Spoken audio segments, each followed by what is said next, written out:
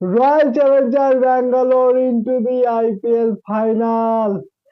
বন্ধুরা, গুজরাট টাইটেন্সকে 92 রানের একটা ব্যবধানে হারিয়ে রয়্যাল চ্যালেঞ্জার ব্যাঙ্গালোর পৌঁছে গেল আইপিএল ফাইনালে।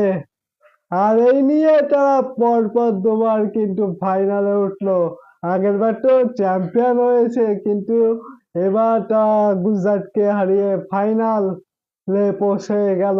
জানি না ফাইনালে কি হবে, কিন্তু বন্ধুরা আজ একটা দুর্দান্ত ম্যাচ জিতলো আরসিবি। পুরো ডমিনেট করে বলা যায় এই ম্যাচটা জিতলো গুজরাট টাইটেন্সের বিরুদ্ধে 92 রানের একটা, মানে অনেক বড় জয়। আইপিএল এর প্লে অফসে তো মানে সব থেকে বড় রানের জয়, প্লে অফসের ইতিহাসে সব থেকে বড় রানের জয় এটা পেল আরসিবি। আর বন্ধুরা, আরসিবি যেটা বললাম এই ম্যাচটা পুরো ডমিনেট করে জিতলো।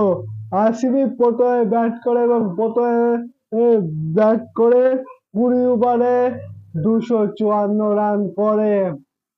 আর যা ব্যাটিং করলো তাদের ক্যাপ্টেন রজত পাটিদার, বন্ধুরা 33 বলে 93।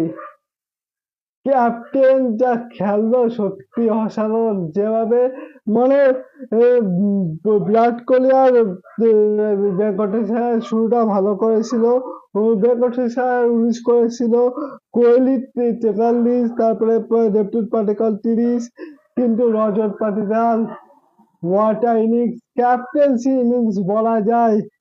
33 বলে 93। মানে কুণাল পান্ডিয়াকে সঙ্গে নিয়ে যেভাবে খেললো সত্যি অসাধারণ। আর তার পাশাপাশি কুণাল পান্ডিয়া কিন্তু দুর্দান্ত খেলেছে। তার রজত পাটিদারের সাথে খুব ভালো ও মানে পার্টনারশিপ করেছে।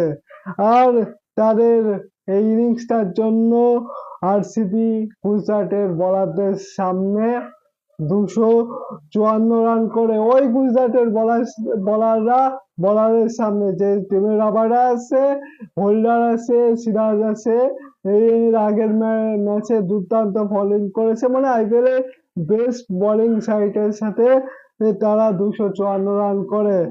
আর ব্যাটিং এ মানে গুজরাট টাইটেন্সের বোলাররাও এই সিজন দুর্দান্ত ফর্মে ছিল। আর ব্যাটিং এ তো সাই সুদর্শন, শুভমান গিল, জস বাটলার তো মানে top top batting line up বলা যায় যে এই আইপিএল এ।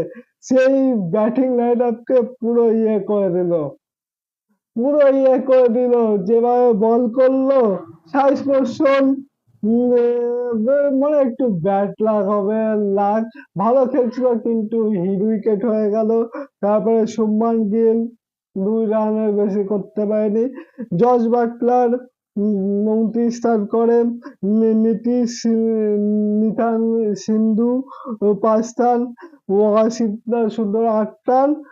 তার একটু চেষ্টা করেছিল রাহুল টেভাটিয়া, কিন্তু বন্ধু ওরা একা কত কত করতে পারে।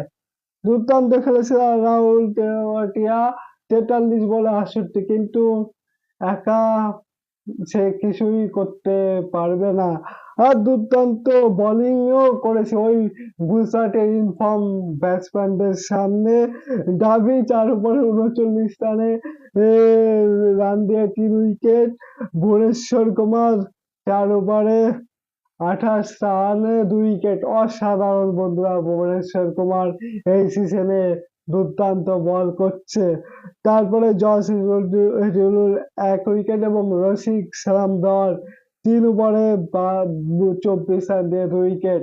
আর বন্ধুরা কি বলবো, আর মানে আরসিবি যা পারফরমেন্স ছিল সত্যি বন্ধুরা অসাধারণ। 92 রানে গুজরাটকে হারালো। আর বন্ধুরা গুজরাট যদিও আজকে কোয়ালিফায়ার ম্যাচটা হেরেছে, আর একটা চান্স পাবে কালকে হায়দ্রাবাদ বা আর রাজস্থান রয়্যালের মধ্যে যারা জিতবে তাদের সাথে কিন্তু আবার কোয়ালিফায়ার 2 খেলবে গুজরাট টাইটেন্স।